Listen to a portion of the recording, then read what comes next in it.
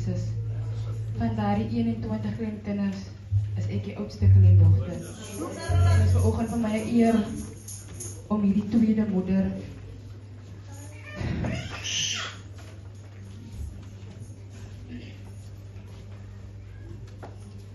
ons kom al die jare saam, nou moet ek u laat gaan. Al die tye was u daar met my,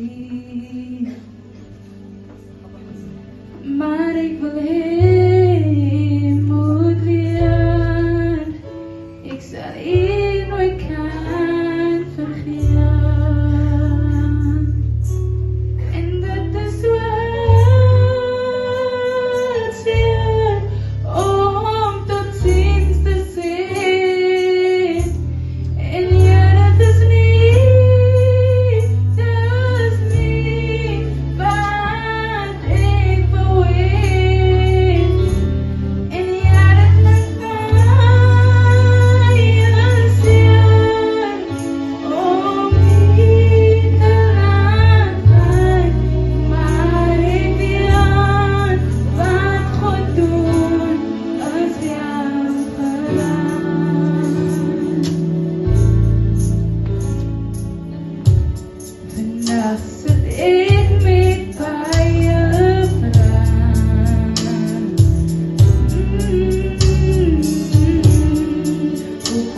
Bye.